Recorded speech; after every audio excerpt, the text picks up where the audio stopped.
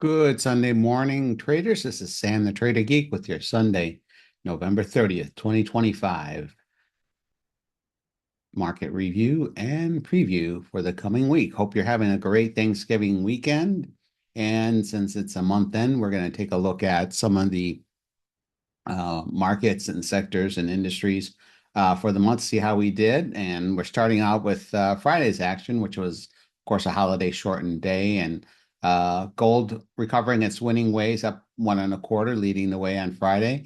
And Bitcoin bouncing 0.9%, as well as the technology laden Qs up 81 basis points. Mag 7 gaining 0.68 and the VIX losing about 5%, and the TLT, the 20-year bonds, losing 0.5%. But overall, pretty positive day and pretty positive end to the week. And they did goose it up at the last minute. You could tell just to make sure the SPX closed positive for the month, but we'll get into that in a second. For the week, Bitcoin was the leader, recovering 7%, as were the microcaps up 6.23% and IWM up 5.5%. Those small caps really bouncing nicely. Mag 7 up 5.2 and the Qs up almost 5%. Mid caps up about 4%. So total stock market index up 3.86%. SPY getting up 3.7. So overall, a pretty good week. Pretty good holiday week, keeping and consistent with the seasonal tendencies. You can see gold was up 3.65, and what really lost altitude, of course, was the VIX, with everything else going up, and the dollar losing about 0.6%. So that might have a little bit to do with the strength in equities. Aggregate bonds up 38 basis points, and high yield bonds up 77 basis points. So everything positive on the week except the dollar and the VIX, which is what the bulls really like. Taking a look at the month of October, since that's now over from a trading perspective, gold was up 5%, mid caps up 2%. And at the bottom of the list was Bitcoin losing about 17.5%, and the VIX losing about 6%, although you couldn't tell the range that we had in the VIX by just looking at what it lost during the month, because it was up there over 28 at one point. Mag 7 lost ground during the month, 1.77%, and the Qs also did not quite close positive. And you could see the SPY just barely eked out a gain for the month. And like I said, that was a last minute, I dare say, call it a manipulation, and so that they wouldn't flip the candle red for the month.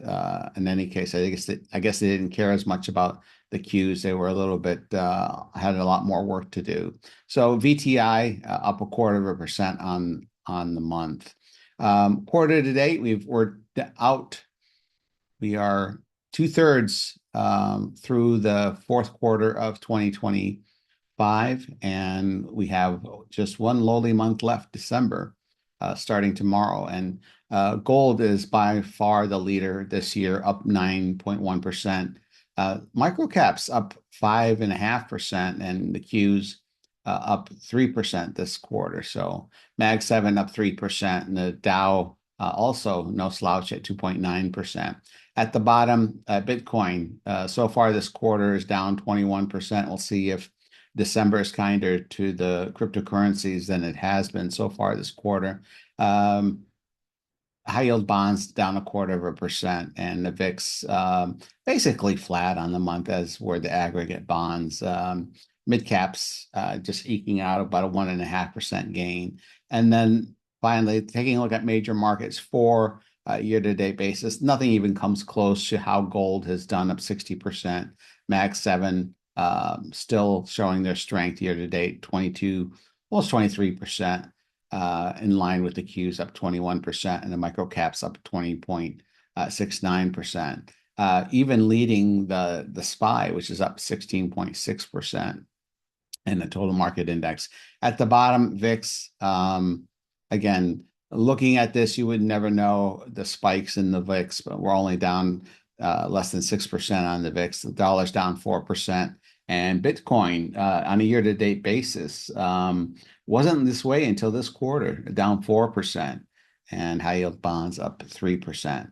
Taking a look at the sectors on Friday, everything was positive except the retailer stocks, which is kind of unusual given that it was Black Friday and we were getting pretty good reports out of the retailers. Uh, Healthcare taking a little bit of breather, well deserved. What a run that's been in the healthcare stocks and the biotech stocks, down 0.5%.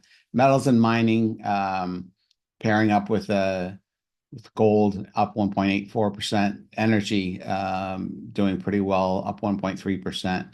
Telecommunications up 1%. Taking a look at the sectors on a weekly basis, everything in the green, some more than others, but metals and mining almost 10%. And then the retailer stocks, I guess this kind of explains the lackluster performance on Black Friday for the XRT, still up 5.5% on the week. And the consumer discretionary up 4.86, technology up 4.77, and we have the transports itching to break out, about up 4.2%. Materials also recovering nicely, up 3.5%. Sure, a real dismal third quarter, or I should say fourth quarter. So starting to recover. The bottom at the bottom rung, we have the energy down up 1.15% and real estate up 1.88%. So kind of you have the defensive complex down here. Some people might not call real estate defensive, but real estate investment trusts are really mostly bought for income than anything else. So the bottom four being the defensive sectors. On a monthly basis for the month of November, XLV is the leader. Like I said, healthcare, nothing even comes close. Materials up 4%, retailer stocks 4.1, and the XLP being the staples, finally showing some relative strength, although just on par with everything else except healthcare. XLE picking up some ground, 2.63%. Worst sector in November, surprise, surprise, is technology, down 4.81%, with discretionary down, and that's kind of post Amazon and some Tesla hangover here, 1.45%. Industrials doing nothing this month, and telecommunication stops as well, kind of flat.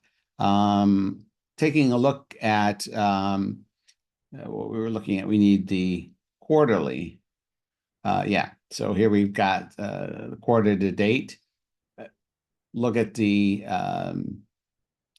healthcare, 13.28%. Nothing else is double digits up or down. Metals and mining, 4%. Utilities up 4%. At the bottom, communications down 2.5%. And we have XRT, the retailer stocks, despite the strength over the last month, still down 2.2%. For the year-to-date basis, metals and mining, clear winner, just like gold is in terms of sectors. XLK up 23%. That's technology, and telecommunications stocks up 22%. No slouch, the utilities, which is also considered a defensive sector, although with the uranium plays and the nuclear plays, it's been goosing utilities. So we're up 20% year to date, which is not bad. XLC, despite the weakness in Disney and in Meta, is up 19% year to date, given that Google has kind of been pulling the weight of the Mag 7 for the past month or so. Industrials up 16.64%. And again, the healthcare, kind of middle of the road for the year. Finally, XLP, the consumer staples, pulls up 0.97%. out of the red from last week, and we can see that real estate and consumer discretionary and energy kind of pull up the rear in terms of sectors. Looking at industries real quick, you can see that on Friday, blockchain stocks followed Bitcoin up. We had some solar stocks up 2.11%, GDX with the metals and mining up 2%, and everything kind of in the green on Friday. Everybody was celebrating Halloween, Thanksgiving. Even ITB home builders were up just a fraction. If we take a look at for the week, GDX up 13%, recovering a lot of the correction losses. Blockchain stocks up 12.68%. Semiconductors up 8%. At the bottom, finally getting a little bounce in the cannabis stocks as well as cyber stocks. KWeb recovering 3.04%, and XOP, exploration and production, up 3%. On a monthly basis, mixed bag for most of the major industries. GDX up 15.5%, and we know that biotechs were up 9%, and we've got exploration and production up 5%, with ITB home builders up 3.4%. Worst of them, we can see here now for the month of November, losing 22.5%. Those are the pot stocks, back to their losing ways. Blockchain stocks losing about 9.63%, and software surprisingly weak given the strength in technology. KWeb, this is Chinese tech stocks, giving back a bit. They may be ready to get going. ITA being the transport stocks down 5%, and internet stocks down 5%. So not so kind. In the quarterly basis, again, another mixed bag, 2/3 through the fourth quarter, and the best of them being biotech at 22.9%, TAN being solar up 12%. Worst of them, of course, the pot stocks, and KWeb losing 10.5%. Funny how fast this thing seems to go up and head right back down on the Chinese stocks. Blockchain stocks down 6.65%. Year to date, picture looks a lot greener. GDX, none of them even come close to the 145% in the GDX. We started the year at $34, and we're at 83, so better than, it's almost 2.5 times. So if you've been in metals and mining stocks, you've done great this year. TAN, solar stocks up 47, semiconductors 45%. Blockchain stocks, despite the quarterly weakness, still up almost 45%. And ITA being the transport stocks. No, I'm sorry, ITA is aerospace and defense. I misquoted and said ITA being transports. No, these are not the defensive, but the defense stocks. XBI up 36.75. KWeb still up a strong 28%. And what's the lowly negative ones? We've got pot stocks down 8.66, and then software. This includes the likes of Snow and CRM and Adobe. Not so strong this year, just kind of barely under flat for the year. Magnificent Seven, you can see here for the week, only NVIDIA losing ground, which is kind of unusual, down 1.05%, but the rest of them gaining ground, with Tesla being the best, with Meta finally bouncing about 9%, and Google up 6.83%. Quarterly basis, you can see that Google far and away the leader, 31.44%. Apple in second place. Amazon the third out of 7 to be green, with Meta so far the worst this quarter, 11.77. We still have a month to go. NVIDIA down 5%, and Microsoft down 5%. Year-to-date basis, nice to see them all in the green, with Google, no one even coming close. We used to say that about Nvidia, and now they're only up 31.8%. And I say only, kind of tongue in cheek. Microsoft up 16%. The worst performer only up 6%. 6.3%, Tesla up 6.52%. And when you consider that the S&P 500 is up 16.6% on the year, you can see that there's only really three of them that are outperforming the S&P 500. And you have to wonder what happens if, some of the most heavily weighted stocks like Google and Nvidia and Microsoft start faltering, what happens to the index. But in any case, only 3 out of the 7 are outperforming the S&P 500 itself. So that's kind of interesting. All right, so let's take a look at what I always like to do every week is go through the major indices and the charts, the daily here, weekly in the middle, and the monthly over here on the right. So let's start from the smaller time frame down up to the bigger ones. I probably should start going the other way, but here we are. We could see that that bounce that started last Friday on the 21st of November continued, and we've had 5 up days in a row. We flipped the parabolic stop and reversed the volatility stop green, and we're parked right at the edge of the bearish chandelier. That is another volatility stop, which tells me if we take that out, then we'll probably head for new all-time highs and then some. MACD flipping up with the fast line over the signal line, so that's a positive. So, and we're still right around the zero level.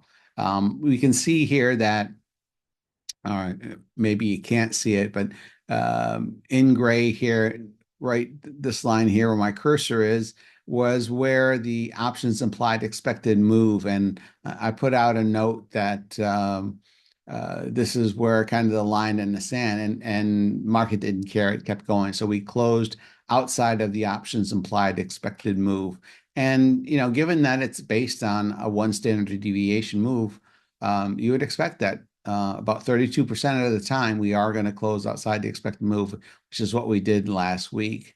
And here was the lower edge of the expected move. We never even came close. I mean, the closest we came was 65.23, and this is all the way down at 64.58. So we did beat the options implied expected move, which was 144 points, 142 points, I think it was, for last week. And the new expected move, we'll double check on this, is about, I want to say 83, 84 points. So we could head up to 69.31, or we could head back to 67, 64, or anywhere in between, but looking really strong. Weekly, can't be the candle that looks like this, can you? After the bottoming tail, or I should not bottoming tail, but after kind of a doji here, nice solid candle. I wouldn't call it a Marabuzo candle, maybe it is. In any case, we took back this candle, and we're now in the week of the 10th candle. So again, looking strong. MACD flip negative, but looks like it wants to flip back positive. So let's call it sideways for now. Relative strength is at the 65 level. And so plenty of room to move back up to the overbought level as 70. Looking at the monthly chart, you can see that, bottoming tail. Is it a hammer? Who knows? But in any case, we were not in a downtrend, so you can't call this a bottoming hammer. It's just that a long wick here, and we avoided closing in the red. We would have if we had closed under 68.40, then that would have been a red month for the SPX. But although we have a red candle here, it doesn't mean that it was down, because we closed up 9 points. But we did traverse it, and we did take out the 65.50 low of October, and we actually got down to 65, call it 22, and before bouncing. So nice recovery, a nice manipulation at the last minute of the market, but that's what you get with month-end window dressing. MACD or the RSI still sizzling hot at 75, has not taken a breather. MACD is still positive. Taking a look at the NDX, same sort of look, 5 up days in a row. PSAR is bullish, bearish chandelier. Here's the chandelier stop. If we can close above the 25,576, we'll be in good shape. MACD flipping back over very quickly. I mean, we keep seeing these V-shaped recoveries, and everybody's still in disbelief. And must admit that I am too. I mean, this did not feel good at all for anyone, especially if you were holding high beta stocks. And here we are on the weekly. MACD is negative, but looks like it wants to flip back up. RSI at the 62 level, not at the overbought level. And yeah, I mean, we took out last week's high. We closed above last week's high. That's always a positive sign. We still have a bearish PSAR, but the chandelier did not flip negative last week. And there's your chandelier stop.